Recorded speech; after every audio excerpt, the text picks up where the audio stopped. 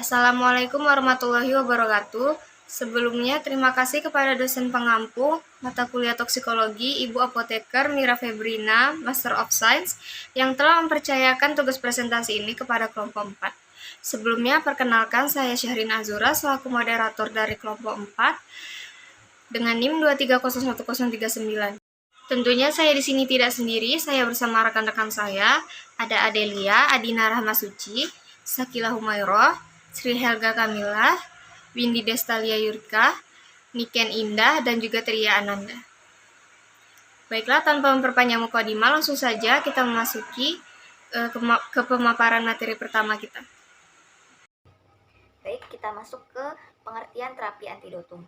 Jadi, secara umum, terapi antidotum didefinisikan sebagai tata cara yang ditunjukkan untuk membatasi intensitas efek toksik zat kimia atau menyembuhkannya sehingga bermanfaat dalam mencegah timbulnya bahaya selanjutnya. Efek toksik suatu zat kimia dapat terjadi jika kadar zat toksik melampaui kadar toksik minimalnya dalam sel sasaran. Mencapai KTM-nya, untuk zat yang masuk melalui oral atau topikal harus melalui beberapa tahap. Tahapan tersebut yaitu yang pertama, absorpsi masuk ke sirkulasi sistemik, lalu mengalami distribusi menuju tempat kerjanya yang kemudian menyebabkan meningkatnya kadar obat dalam sel sasaran.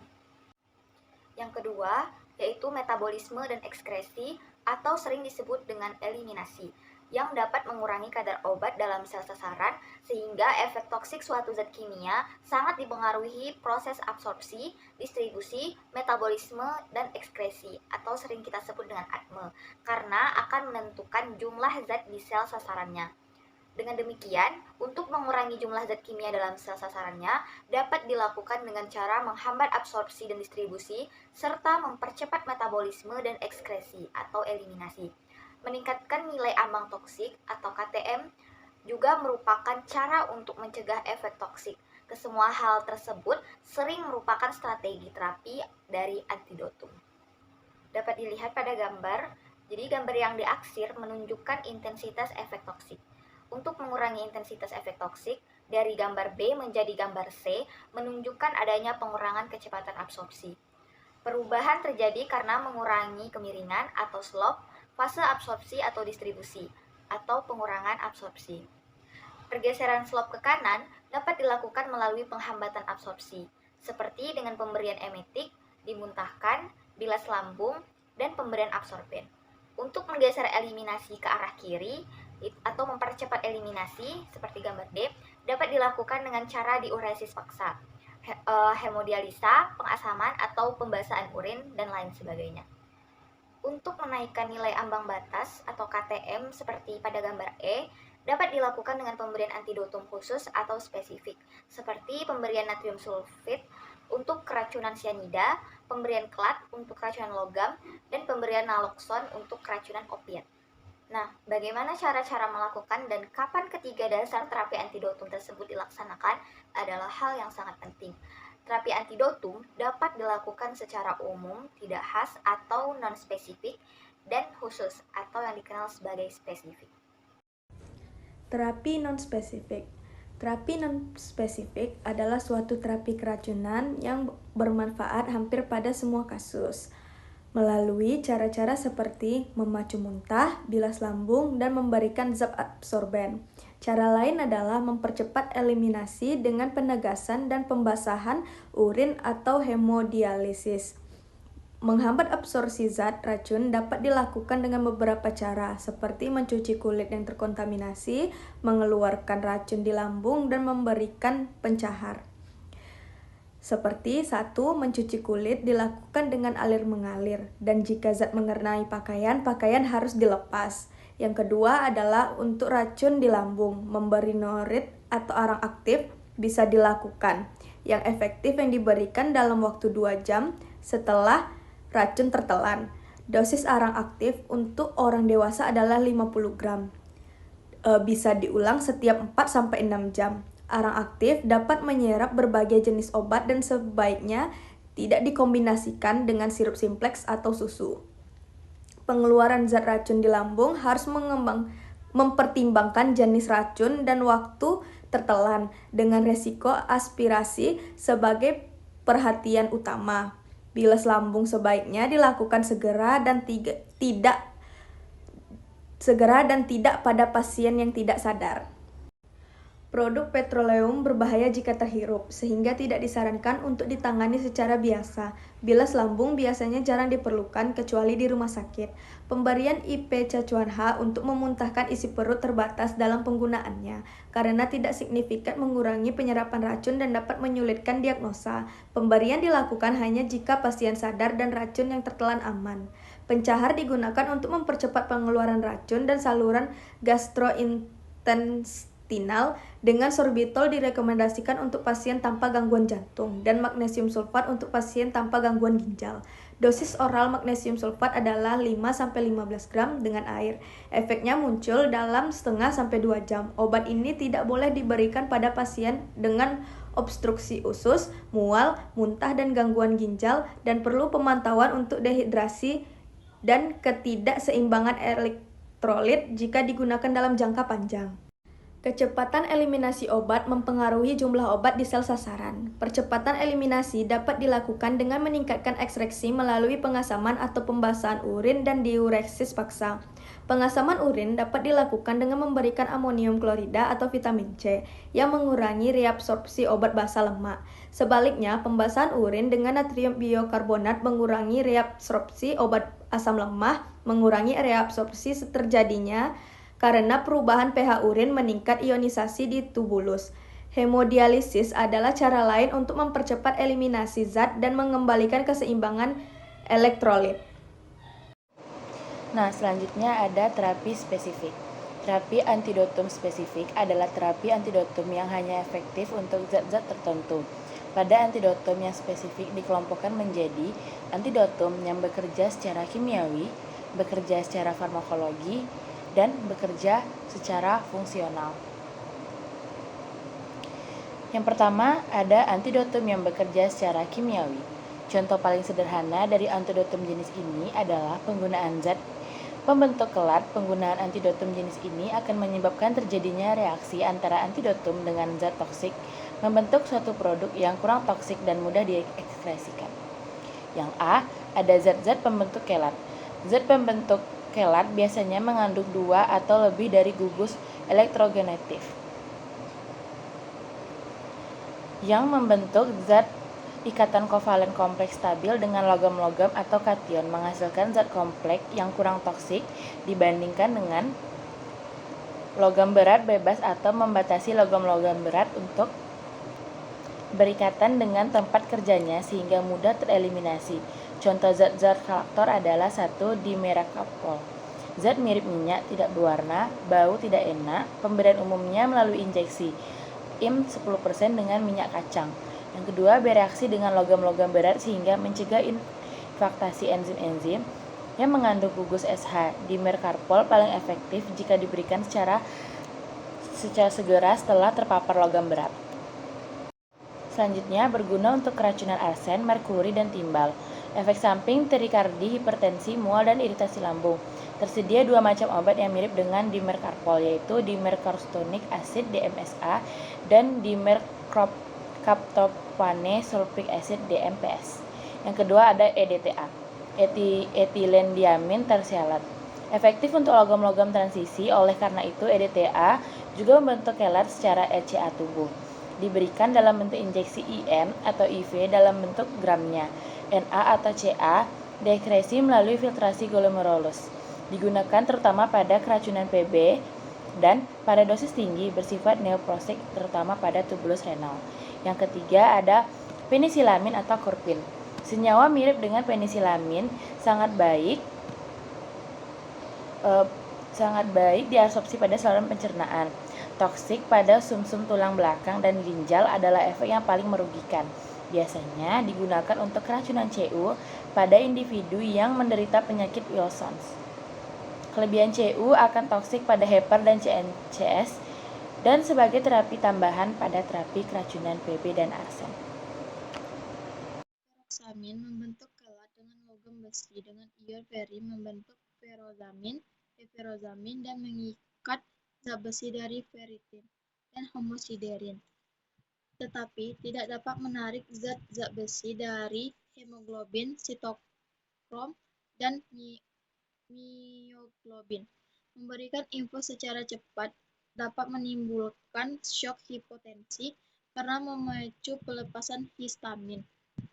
Deferoxamine dapat juga diberikan melalui injeksi IM. Di metabolisme dan diekstraksi melalui ginjal dan menyebabkan urin berwarna merah. Dapat menyebabkan neurotoksik atau toksik pada ginjal. 5. Terientik membentuk klat dengan Cu, tetapi terbatas untuk penyakit visceral pada individu yang tidak dapat mentolerir pensilam. B. Fepregramid antiserum telah lama digunakan untuk pengobatan keracunan toksik yang berasal dari botulinus atau ular. Secara teoritis, pendeteksi seperti ini diagnostis untuk pengobatan keracunan. Flavapramid adalah suatu antibodi monoklonal dapat mengikat dioksin dan mempercepat ekstraksinya melalui filtrasi globulus. C. Dicobaladetat dan hidrokobalamin telah lama diketahui bahwa logam-logam transisi dapat membentuk kompleks dengan sianida yang stabil dan bersifat non-toksik. Di samping logam-logam transisi, hidrokobalamin juga telah terbukti efektif untuk antidotum keracunan sianida. Karena sangat toksik, dicobaladetat digunakan hanya menjelang pasien kehilangan kesadaran atau sudah kehilangan kesadaran, bukan untuk tindakan pencegahan. Detoksifikasi enzimatik. Detoksifikasi enzimatik dilakukan dengan dua jalur, memberikan kosubstrat pada reaksi yang terjadi dan memberikan enzim dari luar untuk mempercepat metabolisme racun. 1. Etanol dapat mengobati keracunan metanol atau etilenglikol. Metanol dan etilenglikol dapat tumbuh akan mengalami oksidasi dan enzim alkohol dehidrogenase menghasilkan formaldehid dan asam format. Memberikan etanol akan menyebabkan konveksi dengan metanol atau etilenglikol dalam memperebutkan enzim alkohol dehidrogenase. Hasil reaksi antara etanol dengan enzim alkohol dehidrogenase adalah asam asetat yang relatif tidak toksik dan mudah diekstraksikan dibandingkan dengan formaldehid dan asam format. 2. Atropin dan prolidoxim digunakan untuk keracunan pestisida, organofosfat, dan karbomat yang menyebabkan gejala kolinerik berlebihan. Atropi diberikan melalui injeksi untuk mengatasi efek tersebut, sementara pralidoxim biasanya ditambahkan untuk keracunan berat. 3. N-asetilsistein dan metionin. Pada keracunan paracetamol, toksisitas terjadi karena paracetamol diametabolisme menjadi N-asetil P-benzozuinonemine. Pada dosis normal, paracetamol tidak berbahaya karena tidak dimetabolisme menjadi NABQI dan hanya pada overdosis terbentuk NABQI. Dapat menyebabkan kerusakan sel terutama sel Hepar sehingga akan meningkatkan enzim intraseluler, SGPT, dan SGOT. Asetilsistein suatu obat yang digunakan juga sebagai antioksida dan ekspektoran dapat bereaksi dengan NABQI membentuk senyawa non-toksik. Antidatum yang bekerja secara farmakologi. Antidatum farmakologi adalah suatu antidotum yang bekerja mirip dengan zat toksik, bekerja pada reseptor yang sama atau berbeda. A. Nalkoson hidroklorida. Racun opioid dapat menyebabkan koma, depresi pernafasan, bradikardi, depresi pernapasan, dan pupil mengecil. Naloxone adalah antagonis opioid yang bekerja pada reseptor yang sama, sehingga berkompetisi dalam memperebutkan reseptor opioid. B. Flumazamil adalah suatu antagonis benzodiazepin. Flumazamil juga dapat digunakan untuk diagnosa dalam memastikan adanya keracunan yang menyebabkan tidak jelas. C. Oksigen. Karbon monoksida dapat menyebabkan keracunan karena kemampuannya dalam mengikat hemoglobin dan membentuk zat kompleks yang tidak dapat berfungsi mengikat oksigen lain.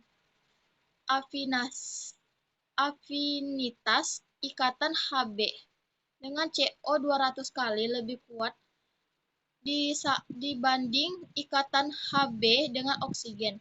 Namun, dengan pemberian oksigen dapat juga banyak dan murni, dapat mendeteksi ikatan Hb-CO dan menggantikan posisi CO kembali ke oksigen. Antidotum yang bekerja sebagai antagonis fungsional.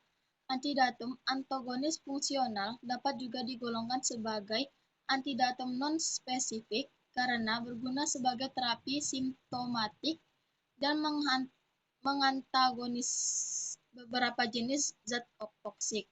Sebagai contoh penggunaan diazepam untuk menghambat konvulsi, kejang, dan pasisulasi yang disebabkan zat seperti organofosfat, karbonat, dan stimulan. Selanjutnya ada macam-macam antidotum. Yang pertama ada antidotum untuk obat-obatan.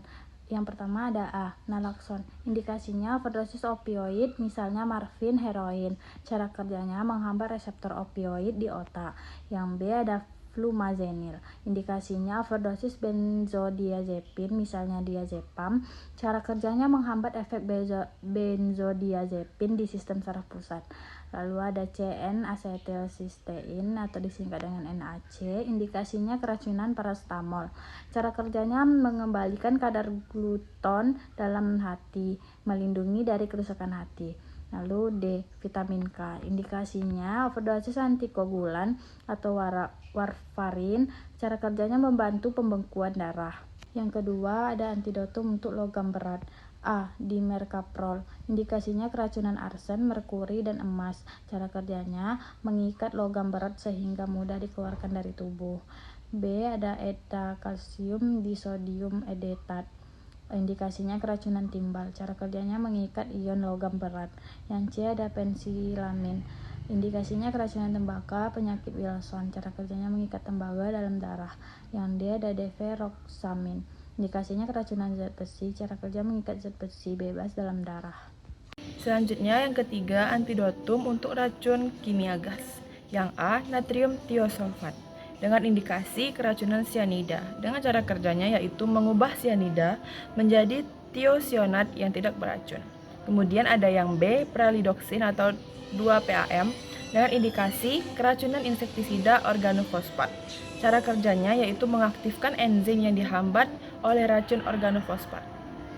Kemudian yang keempat ada antidotum untuk racun biologis. Yang A-nya ada antivenom, yaitu dengan indikasi gigitan ular, sengatan kalajengking. Dengan cara kerja menetralkan bisa dalam darah. Kemudian ada antidotum umum, dengan contohnya yaitu arang aktif atau activated charcoal. Berikut daftar zat toksik beserta antidotum spesifiknya. Yang pertama ada paracetamol dengan antidotumnya yaitu N-asetilsistein. Selanjutnya ada arsen, Hg, Pb, dan Au dengan antidotumnya yaitu bal atau dimercaprol. Selanjutnya ada beta blocker dengan antidotum glukakon. Kemudian ada benzodiazepin dengan antidotum flumazamil. Kemudian ada CO dengan antidotumnya yaitu oksigen, hiperbarik oksigen. Kemudian ada coumarin dengan antidotum vitamin K. Kemudian ada cyanida dengan antidotum nitrit dan nitrat. Selanjutnya ada digoxin dengan antidotum digoxin fragment. Kemudian ada metanol dan etilen glikol dengan antidotumnya yaitu etanol. Selanjutnya ada heparin dengan antidotumnya protamin. Kemudian ada zat besi dengan antidotumnya yaitu deferoxamin. Selanjutnya ada INH dengan antidotum pyridoxine. Selanjutnya ada narkotika atau opioid dengan antidotum naloxone. Selanjutnya ada nitrit dengan antidotum methylene blue. Kemudian ada organofosfat dan karbamat dengan antidotum atropin dan pralidoxin. Selanjutnya yaitu mekanisme kerja antidotum yang akan dijelaskan oleh rekan saya. Yang pertama, netralisasi racun. Antidotum bekerja dengan langsung menetralkan racun secara kimiawi sehingga racun menjadi tidak aktif. Contoh, antasida menetralkan asam lambung berlebih, protamin sulfat menetralkan heparin.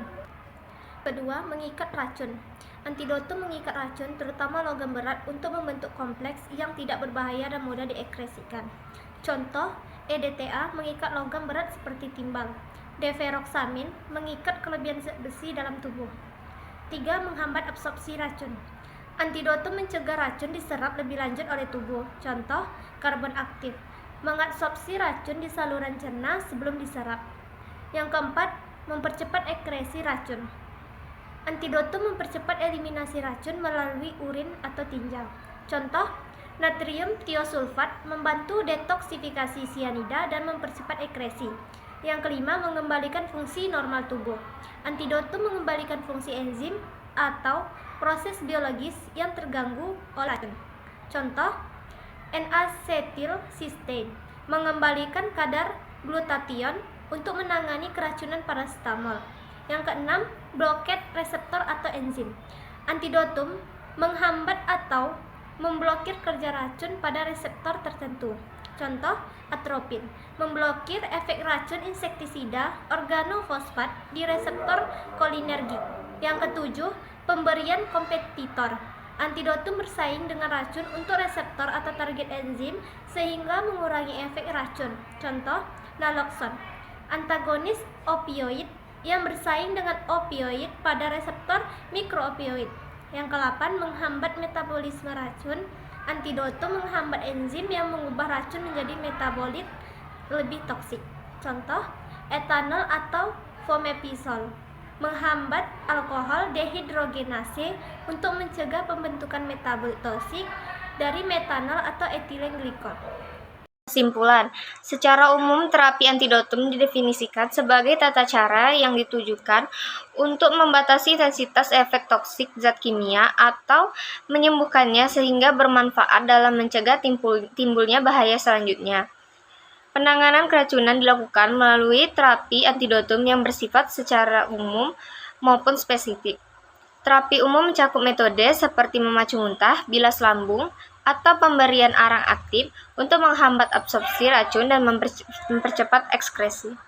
Terapi spesifik menggunakan zat tertentu seperti dimercaprol untuk logam berat atau naloxone untuk opioid yang bekerja secara kimiawi, farmakologi, atau fungsional.